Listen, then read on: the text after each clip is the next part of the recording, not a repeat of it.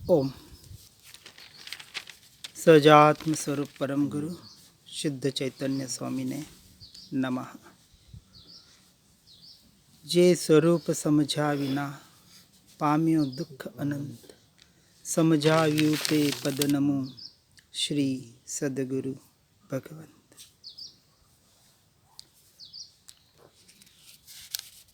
आत्मा कर्म का करता है किस तरह से और अकर्ता है किस तरह से, इसको शिष्य और गुरु के संवाद के माध्यम से, प्रश्नोत्तरी के माध्यम से, श्रीमद् राजचंद्र जी के आत्मसिद्धि शास्त्र के द्वारा और अम्बालाल भाई ने उस पर जो विश्लेषण किया था उसके ऊपर समझने का प्रयास कर रहे हैं।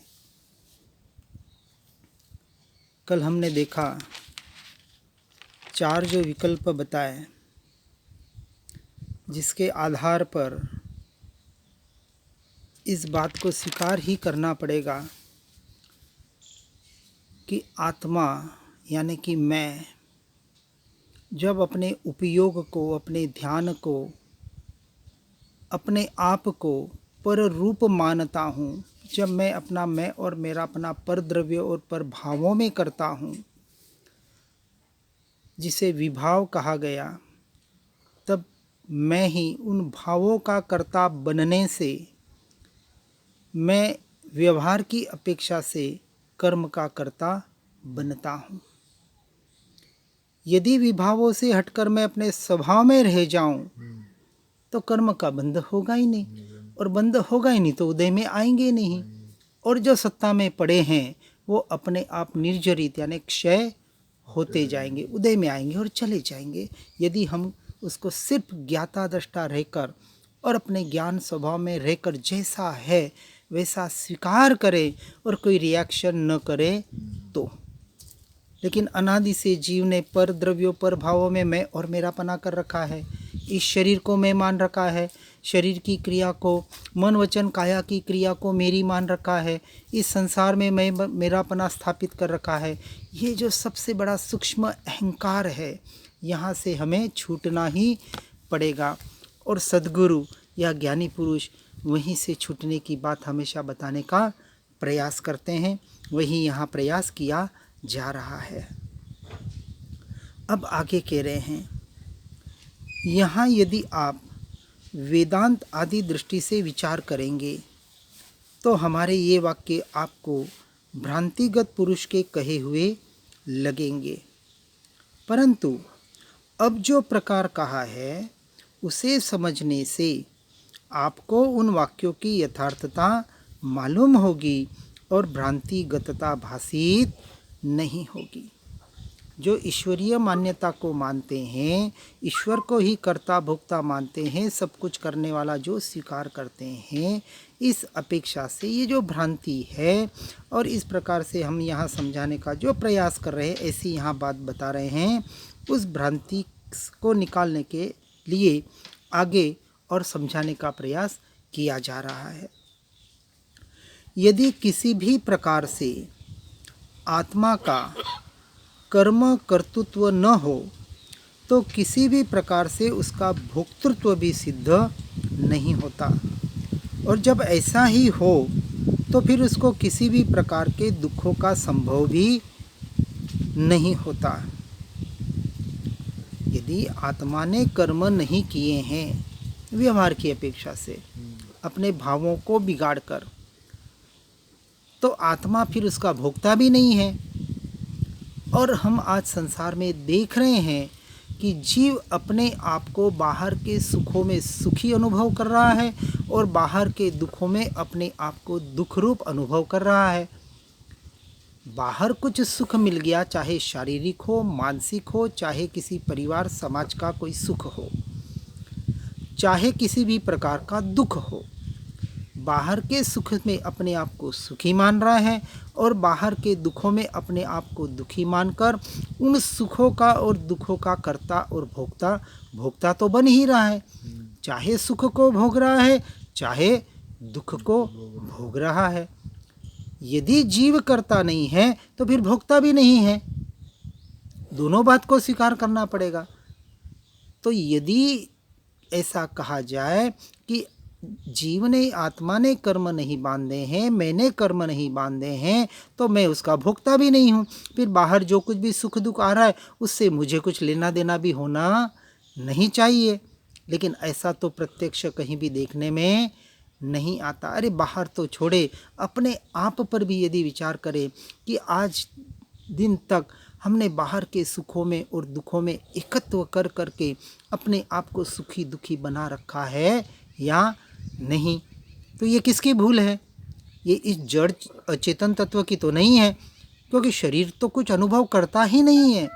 प्रत्यक्ष प्रमाण है कि मृत्यु के बाद शरीर को जलाया जाता है, तो शरीर तो कोई रिएक्शन नहीं कर रहा है, क्योंकि उसको कुछ अनुभव ही नहीं हो रहा है।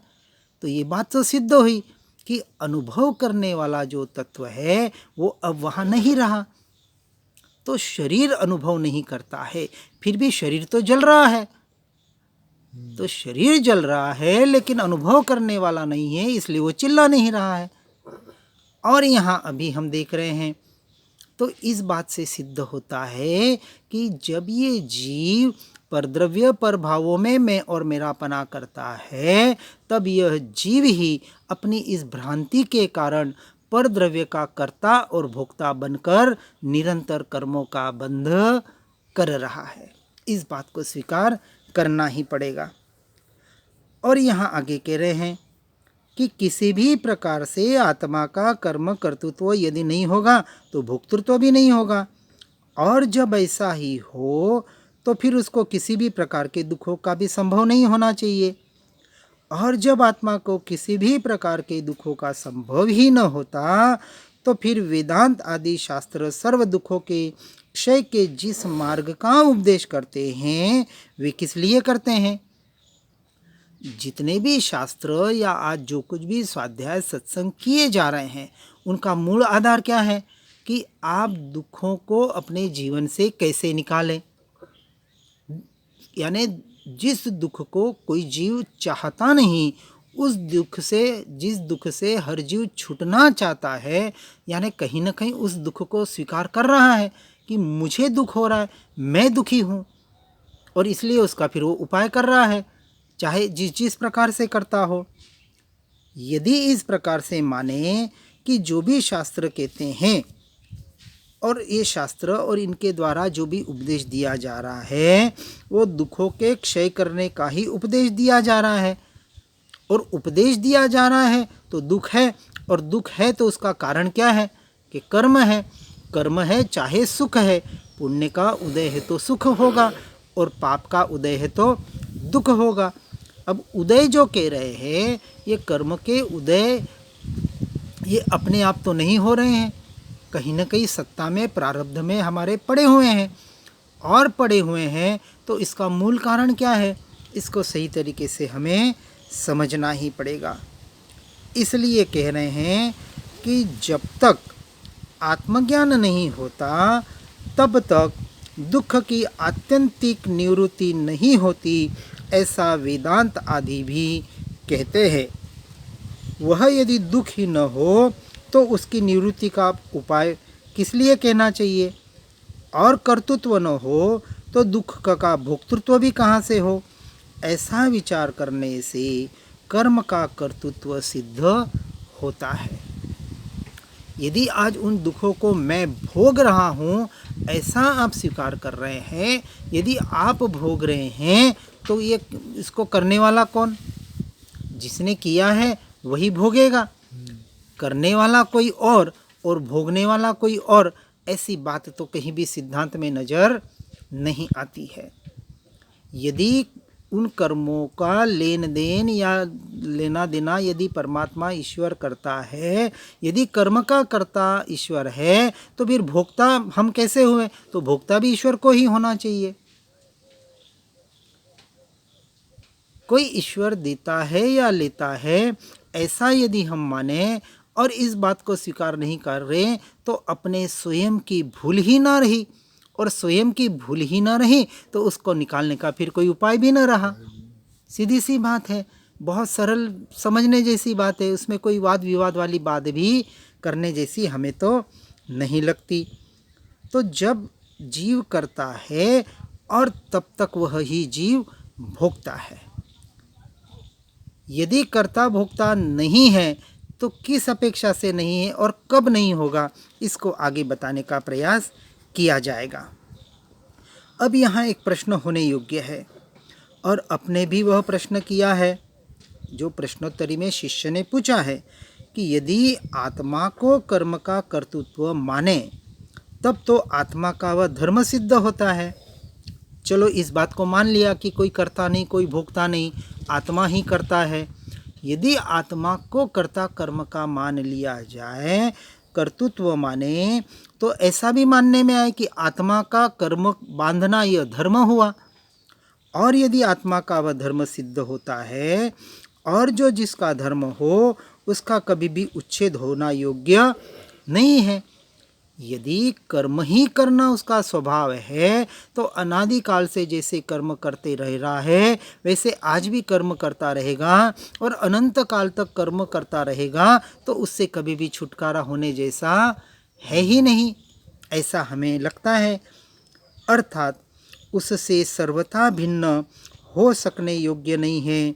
जैसे अग्नि की उष्णता अथवा प्रकाश, वैसे इस तरह यदि कर्म का कर्तृत्व आत्मा का धर्म सिद्ध हो तो उसका नाश भी नहीं हो सकता।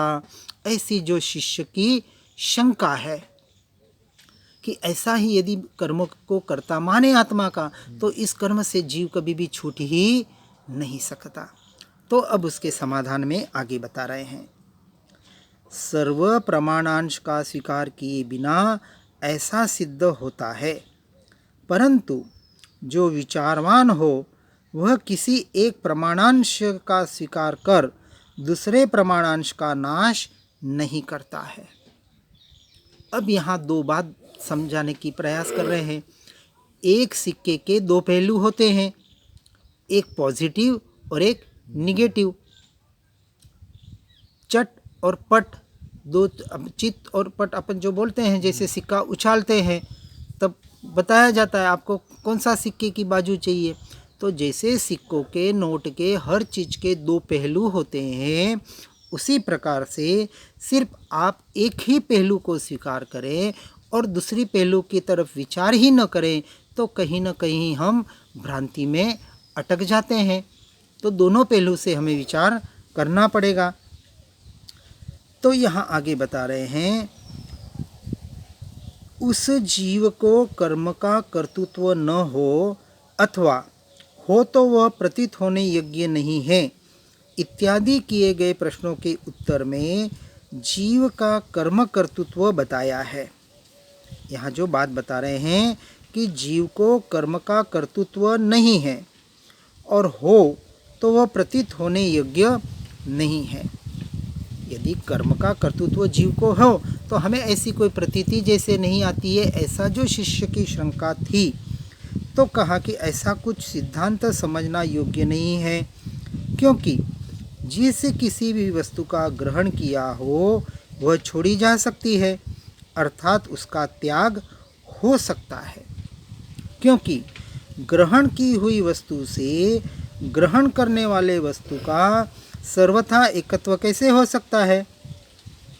किसी चीज़ को हम ग्रहण करते हैं तो उसको छोड़ सकते हैं या नहीं सकते, छोड़ सकते हैं। जैसे आज बहुत बार हम आज संसार में, समाज में देख रहे हैं कि आपने किसी स्त्री से शादी कर ली, किसी युवती से शादी कर ली, उसको ग्रहण कर लिया तो वो आपकी उसकी पत्नी हो गई। और यदि उसको तलाक दे दिया, उससे आपने डाइवोर्स ले लिया, तो अब वो आपकी पत्नी नहीं रहेगी। जैसे सन्यास भी या दीक्षाएं भी जो लेते हैं, जब उन्होंने उनको ग्रहण किया था यह मेरी वस्तु है, और जैसे ही सन्यास लेते हैं तो ग्रहण की हुई वस्तु का त्याग करते हैं। उसी तरह इस जीव ने इस शरीर को ग्रहण किया है जिसको हम जन्म कहते हैं, और इस शरीर को ग्रहण किया है तो इसका त्याग भी होता ही होता है जिसको हम मृत्यु कहते हैं। तो जिस वस्तु का ग्रहण होता है उसका त्याग भी हो सकता है, क्योंकि ग्रहण की हुई वस्तु से ग्रहण करने वाली वस्तु का सर्वथा एकत्व कैसे हो सकता है, अर्थात नहीं हो सकता है। इसलिए जीव से ग्रहण किए हुए ऐसे जो द्रव्य कर्म उनका जीव त्याग करे तो हो सकने योग्य है, क्योंकि वे उसे सहकारी स्वभाव से, सहज स्वभाव से नहीं है। यदि हम जीव को कर्म का कर्ता माने कि जीव ने अपने वैभाविक शक्ति के कारण विभाव में यानी परद्रव्य और परभावों में मैं मेरा परा करने के कारण कर्म को बांधे थे, इसका अर्थ कर्म को ग्रहण किया था। किस वजह से? पर को मैं मानने की वजह से। तो जिसको ग्रहण किया था उसका त्याग भी हो सकता है, यानी ये जीव का धर्म नहीं है। यदि धर्म होता तो निरंतर कर्म को ग्रहण ही करते रहता। स्वभाव में ग्रहण और त्याग होता ही नहीं है, क्योंकि स्वभाव का मतलब क्या होता है? जो तीनों लोक में, तीनों काल में न आए न जाए। ये जो जानना जानना जानना जो निरंतर आत्मा के ज्ञान स्वभाव से हो रहा है, अनादिकाल से हो रहा है, आज भी हो रहा है और अनंत काल तक होता रहेगा। तो ये ज्ञाता दृष्टा, यह जो आत्मा का यानी मेरा स्वभाव है, जो कभी मिटने वाला है नहीं, और जो मिटने वाला नहीं है उसका न तो ग्रहण होता है और न त्याग होता है। और कर्म जैसे आत्मा ने भाव किए वैसे कर्म बंधे तो वो कर्म ग्रहण हुए, और जो चीज़ ग्रहण होती है उसका त्याग भी हो सकता है यदि उसका सही उपाय करे तो।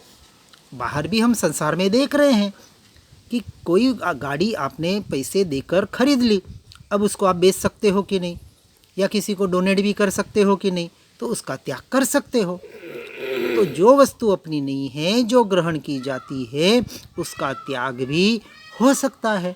उसी तरह जो वस्तु मेरी नहीं है, जैसे हमने कहा कि शरीर तो मेरा नहीं है, क्योंकि उसका भी त्याग अंत में आप करें या न करें हो ही जाता है। उस शरीर से भी छूटना ही है, सबको पता है, और फिर भी उसी में उसने एकत्व कर रखा है। यही तो सबसे बड़ी भ्रांति है। इसी तरह जैसे कर्म को ग्रहण किया उसी तरह उसका सही उपाय करे तो उन कर्मों का त्याग यानी उन कर्मों से छुटकारा हो सकता है। इस अपेक्षा से यह कर्म का कर्ता भले जीव है, परंतु वो उसका धर्म नहीं है, उसका स्वभाव नहीं है, यह बात सिद्ध होती है। इस बात को यहाँ कहा क्योंकि उसे सहकारी स्वभाव से है, सहज स्वभाव से नहीं है। निमित्त नैमित्तिक संबंध की अपेक्षा से, अवस्था की अपेक्षा से उसे कहा जा सकता है कि अभी जो बाहर परिणमन हो रहा है वो कर्मों के उदय से हो रहा है, परंतु वो उसका स्वभाव नहीं है। अब गृहस्थ में रहते हुए ये जीव उनसे ग्रहण तो करेगा, जैसे परिवार है, बच्चे हैं, शरीर है। हाँ, वही तो कहा ना कि जब तक वो ग्रहण कर रहा है तब तक उसको कर्म का बंध है, ठीक है।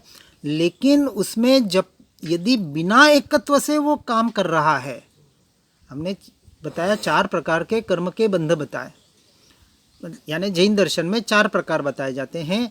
अनंतानुबंधी, अप्रत्याख्यानी, प्रत्याख्यानी और संज्वलन, ऐसे उनको नाम दिए हैं। जब आत्मज्ञान होता है, आत्म साक्षात्कार, आत्मा का स्वयं की स्वभाव का स्वरूप का अनुभव होता है, सुनकर पढ़कर नहीं, स्वयं के अनुभव से, तब जो जिसको हम अनंतानुबंधी कहते हैं कि जो अनंत भव का भव भ्रमण कराने वाला कर्म है, ऐसे कर्मों से आप छूट गए। अब जो कर्म बंद होंगे बाकी के बचे हुए, वो जब तक आप संसार में हैं तब तक उस अनुसार उसका कर्म का बंध होगा। फिर आप जैसे जैसे संसार, अब जिसने आत्मा को पहचान लिया तो वो संसार में कितने देर रहेगा। जब ये बात सत्य प्रमाणित हो गई अनुभव के आधार पर कि मैं आत्मा हूँ, देखना जानना ज्ञाता दृष्टा मेरा स्वभाव है, ये जो मन वचन काया, ये शरीर, ये परद्रव्य, ये प्रभाव, ये मेरे नहीं है, मेरे में नहीं है। जब वो वस्तु मेरी नहीं है, ये यदि टंकोत्कीर्ण भीतर में निर्णय हो गया, तो जो वस्तु मेरी नहीं है, क्या वो उस वस्तु को अपनी मानते मानते पूरा जीवन निकालेगा? यदि निकाल रहा है तो उसने अब वास्तविक अभी स्वीकार नहीं किया है। और जो अपने आप को आत्मा स्वीकार कर लेता है, पर को पर और स्व को स्व मानना स्वीकार कर लेगा, वो पर में कितनी देर रहेगा? अर्थात नहीं रह सकता। इसका मतलब वो फिर गृहस्थी में नहीं रहेगा। हाँ, ये तो आगे के लक्षण बताए ना, गृहस्थी में रहे या ना रहे ये आगे की बात है।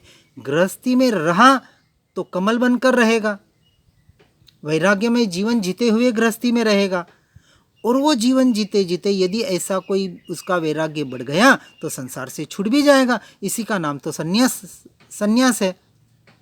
अनासक्त भाव से रहेगा, अनासक्त भाव से गृहस्थ दशा में रहेगा। हाँ। लेकिन वो वैराग्य बढ़ते जाएगा तो एक वक्त ऐसा आएगा, चाहे इस भाव में न आए, अगले भाव में आएगा। जो 4 आश्रम की व्यवस्था बताई कि ब्रह्मचर्य आश्रम, गृहस्थाश्रम, वानप्रस्थ आश्रम और संन्यस्त आश्रम, तो वानप्रस्थ आश्रम का मतलब क्या हुआ कि जैसे उसे आत्मा की पहचान हुई और सत्य की पहचान हुई कि ये मेरा स्वरूप नहीं, ये घर परिवार सब कोई मेरे है नहीं, मेरे होंगे नहीं, ये जब सत्य स्वीकार होगा तो धीरे धीरे वो वानप्रस्थ में जाएगा। धीरे धीरे वो अपने थोड़े दिन अपने आश्रमों में या कहीं एकांत जाके अपनी साधना करेगा, थोड़े दिन वापस घर परिवार में आके रहेगा, अपने जितने कर्तव्य उतने निभाएगा। और जैसे जैसे कर्तव्य पूरे हो जाएंगे और संपूर्णतः रिटायरमेंट जिसको कहा जाता है, पहले ज़माने में यही तो होता था कि राजकुमार जो होता था उसको राज्याभिषेक करा दिया, फिर हाथ जोड़ लेते थे कि अब हम वानप्रस्थ हो रहे हैं। और वानप्रस्थ में जिनका वैराग्य प्रबल हो जाता था वो संन्यास ले लेते थे। तो ये आश्रम की व्यवस्था बताई ही गई थी। और जिनको तीव्र वैराग्य हो जाता है, संन्यास हो जाता है, वो फिर गृहस्थी से छूट गए। यही आगे की दशा बता रहे हैं और यही तो मोक्ष का मार्ग है। अब वो घर से छूट रहे हैं या छोड़ रहे हैं, इसके जो पीछे जो बेसिक कारण है, एक तो बिना समझ के घर गृहस्थी से छूट जाना, और एक अपने आत्म तत्व के बल से छूटना। दोनों में जमीन आसमान का फर्क है। एक में जैसे वो छोड़ता है तो वहां सिर्फ और सिर्फ पुण्य का बंध करता है, और यदि आत्म तत्व के निर्णय पर कि सब कुछ मुझ में है, मैं परिपूर्ण तत्व हूँ, मुझे अब इस संसार में किसी की ज़रूरत नहीं है, घर स्त्री पुत्र परिवार की तो ज़रूरत नहीं है, लेकिन धन दौलत की भी ज़रूरत नहीं है, और यहाँ तक कि अब मुझे इस शरीर की भी ज़रूरत वास्तविक नहीं है।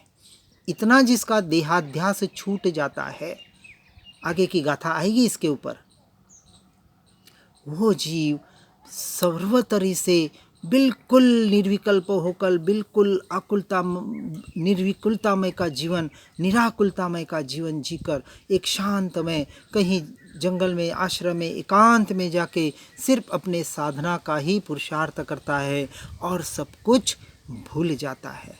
गृहस्थ में रह करके तो कर्म बनाए हैं उसने। हाँ, तो गृहस्थ में रहकर जो कर्म बनाए हैं वो कर्म उदय में आएंगे, और जैसे जैसे कर्म, और पूर्व के भी तो है ना, सिर्फ इस भव के थोड़ी है। हाँ, पूर्व के भी है भाई। चलो इस भव में किसी ने बहुत शांतिमय जीवन जिया है, फिर भी उसके जीवन में दुख आ रहा है, उसके जीवन में कष्ट आ रहा है।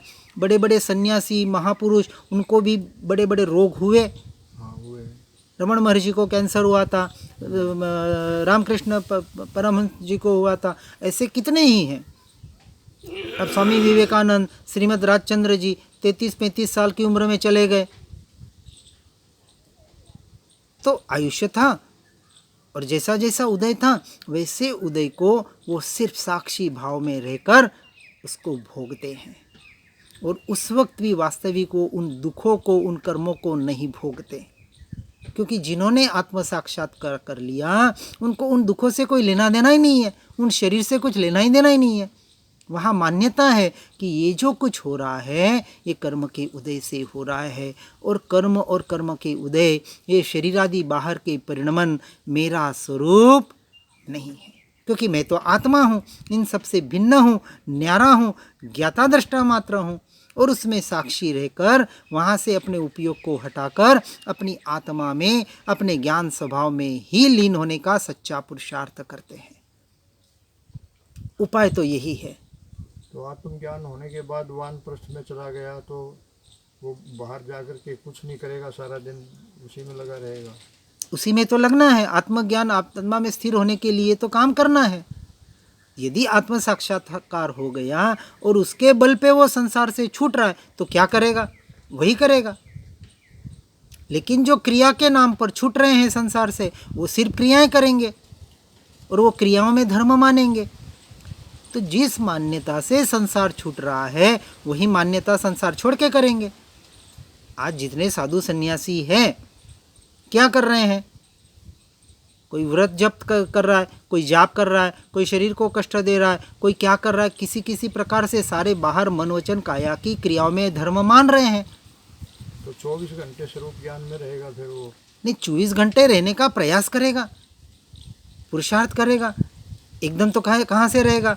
जैसे जैसे अपने ज्ञान में, स्वभाव में रहने का प्रयास करेगा और जैसे जैसे देहात्म बुद्धि छूटती जाएगी वैसा वैसा शरीर भी तो होना चाहिए ना। अब आज हमें मच्छर सहन करने की ताकत नहीं है और हम बैठ रहे हैं, हम अभी हमको केवल ज्ञान पाना है, तो आप कैसे बैठ पाएंगे? तो अभी तो नहीं बैठ पाएंगे। लेकिन वह मान्यता में होगा। जब मच्छर काट रहा है उस पर इलाज भी कर रहा है, लेकिन मान्यता में क्या होगा कि ये मच्छर काटा, किसको काटा? शरीर को काटा। ये वेदना हुई किसको हुई? शरीर को हुई। तो मुझे हुई? मुझे नहीं हुई, मैं उसको मात्र जानने वाला था और उसको जानते वक्त अपने ज्ञान स्वभाव को ही जान रहा था। अब तक तो वो विचार और विकल्पों के माध्यम से इन परद्रव्यों से, प्रभावों से हटने का प्रयास और पुरुषार्थ करेगा। ये भी पुण्य बंध हो रहा है, ये भी कोई कर्मों का क्षय नहीं हो रहा है। ये पुण्य बंध आगे जाके उसको ऐसा सुदृढ़ शरीर दिलाएगा, इस भाव में नहीं अगले भाव में मिलेगा।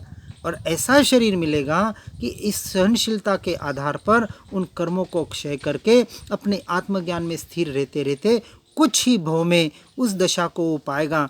और एक भव ऐसा आएगा कि उस भव में ऐसा उत्कृष्ट शरीर मिलेगा, ऐसा उत्कृष्ट वैराग्य होगा, ऐसा उत्कृष्ट अनासक्त और स्थितप्रज्ञ स्थिति होगी। और उस भव में नियम से वो संन्यास लेकर, इन सारे सर्वसंग परित्याग करके, दीक्षा लेकर, मुनि धर्म को स्वीकार करके अपनी आत्मा में अनंत काल के लिए लीन होकर उस मोक्ष पथ को, केवल ज्ञान रूपी पथ को पर्याय में प्रकट करेगा ही करेगा। वो तो फिर बचपन से ही लग जाएगा। बचपन से ही लगेगा, क्योंकि सम्यक दर्शन यहाँ से लेके गया है, आत्मज्ञान, आत्म साक्षात्कार वहाँ लेके गया है, और इतना प्रबल वैराग्य लेके गया है, तो संस्कार तो कैरी फॉरवर्ड हो रहे हैं ना।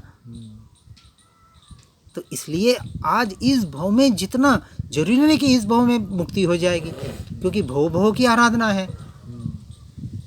पिछले भव में कुछ किया था, इसलिए आज हम सुन रहे हैं, बैठ रहे हैं, उस पर अभ्यास करके आगे बढ़ने का प्रयास कर रहे हैं। इस भव में कोई गुरु मिला तो भी ठीक, और नहीं भी मिला है तो पूर्व में कोई ऐसा उत्कृष्ट गुरु मिला होगा जिसने उस हद तक हमें पहुंचाया था, और आज बिना गुरु के भी हम शास्त्र के माध्यम से सुनकर, पढ़कर इस मार्ग में आगे बढ़ने का पुरुषार्थ कर रहे हैं। तो दो प्रकार से सम्यक आत्मज्ञान बताया, एक तो गुरुगम से और एक नैसर्गिक, यानी पूर्व में कोई गुरु मिला हो, यानी गुरु तो मिला है, इसलिए उसको अहंकार नहीं करना है कि इस भाव में देखो मुझे गुरु नहीं मिला और बिना गुरु के भी मैंने मेरा काम कर लिया। अब इस भाव में इतना उत्कृष्ट आपका काम हो जाए कि अगले भाव में आपको गुरु की जरूरत ही न पड़े। आप कहीं से ऐसे सुनेंगे, पढ़ेंगे, और आप स्वयं से स्वयं में इतना वैराग्य प्रबल हो जाएगा कि आप वहाँ से निकल चलोगे और आप एक अपना खुद का काम करने जाओगे। अब यहाँ श्रीमद् राजचंद्र जी की जो बात बता रहे हैं, उन्होंने कहीं भी प्रभावना का काम नहीं किया, फिर भी आज उनके नाम पर इतना डंका बज रहा है। वो कहीं किसी को बताने नहीं गए। उनकी शादी नहीं हुई थी? शादी हुई थी, उनके 5-6 बच्चे भी हुए थे। राजचंद्र जी? हाँ, 3-4 बच्चियाँ हुई थी, 2 बेटे थे। अच्छा। लेकिन उनमें से 2 बच्चे थे, वो एक तो बचपन में ही गुजर गया और एक थोड़ा बड़ा होके गुजर गया। बेटियों में भी शायद एक दो बेटियां, पूरा मुझे नहीं पता, लेकिन जो लिखा है तो उनकी जवलबा करके कोई एक बेटी थी, वो अभी तक, अभी आज है नहीं है मुझे पूरा पता नहीं है, लेकिन कुछ साल पहले तक तो थी, 2-4 साल पहले तक, जब तक मैंने सुना था। गृहस्थी तो थे ये, गृहस्थी थे, हीरे के व्यापारी थे। और उस जमाने में, यानी 1890 के आसपास की बात है, 1901 में तो उनका देह छूट गया था। 1890 में उस वक्त झवेरी बाजार, जो मुंबई का प्रसिद्ध बाजार है, उस बाजार में उनकी दुकान थी पार्टनरी में, और हीरे का व्यापार करते थे। उस वक्त उनको आत्मज्ञान था। बिल्कुल, व्यापार करते करते तो आत्मज्ञान पाया उन्होंने, और आत्मज्ञान पाने के बाद संसार से छूटते गए, और 30वें साल में पूरा संसार छोड़ दिया उन्होंने। छूट गया, छोड़ क्या दिया। 1990 में तो दुकान कर रहे थे वो, 1890, और 1901 में देहांत हो गया। हाँ 11 साल के बाद ही।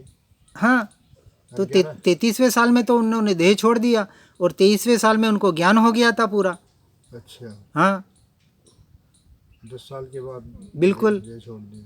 और 23 साल के पहले सारा 6 दर्शन का पूरा अभ्यास किया उन्होंने। उस दर्शन के आधार पर तो ये सब कुछ लिखा है, पूरा 6 दर्शन का। और एक जिसको एक पाठी के, यानी एक बार पढ़ लिया, जैसे ये पूरी एक किताब पढ़ ली, अब उनको पढ़ने की ज़रूरत नहीं, कौन से पेज पे क्या लिखा है एक ही बार में बता देंगे आपको।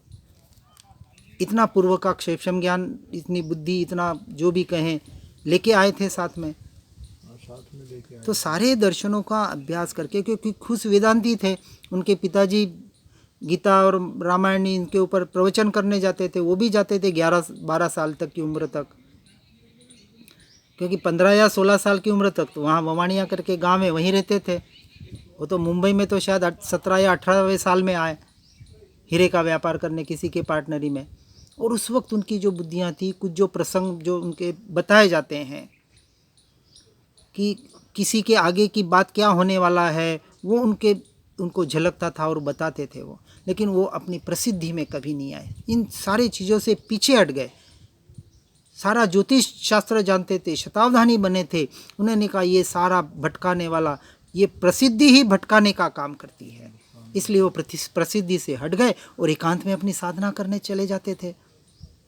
उनके 4 साधक, उत्कृष्ट साधक जो गिने जाते हैं, एक जैन मुनि लघुराज स्वामी, एक सौभाग भाई यहाँ साइला के गुजरात के, एक छोटा भाई और एक अम्बालाल भाई, ये 4 साधक कहते हैं कि इन 4 साधक ने उनके सानिध्य में रहकर आत्मज्ञान पाया। उनको भी वो मिलने के लिए मना करते थे कि नहीं, अभी नहीं आना है आपको। इधर यहाँ से पास 60-70 किलोमीटर पे है, वहाँ घंटिया पहाड़, वहाँ उस वक्त तो पूरा पहाड़ निर्जन स्थान था, और वहाँ साधना करते थे वो मुनि उनको मिलने के लिए, क्योंकि उन्होंने उनको पहचान लिया। और वहाँ जाके उन्होंने कहा कि मुझे आपसे मिलना है, तो कहा नहीं, अभी आप मिलने नहीं आ सकते।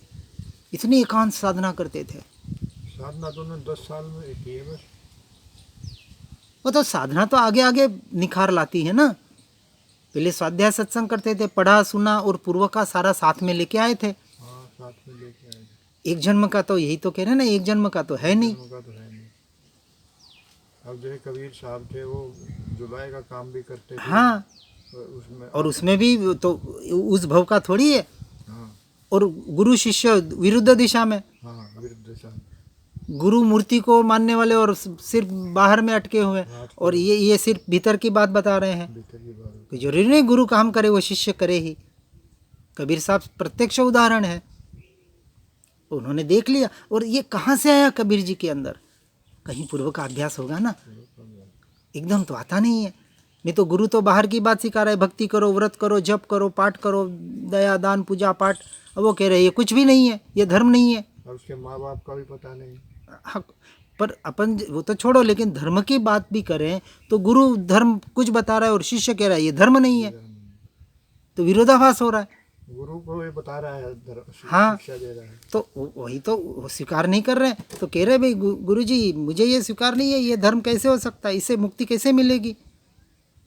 मुक्ति तो भीतर से है, बाहर की क्रिया से नहीं है। ये सारा कहीं ना कहीं पूर्व के सारे प्रारब्ध कर्म आज हमें इन सारे बातों को देखकर ये तो ठीक है, बाहर उन लोगों की बात है, अब मुझे क्या करना है, इस निर्णय पे हमें पहुंचना ही पड़ेगा। इसके अलावा दूसरा कोई मार्ग नहीं है।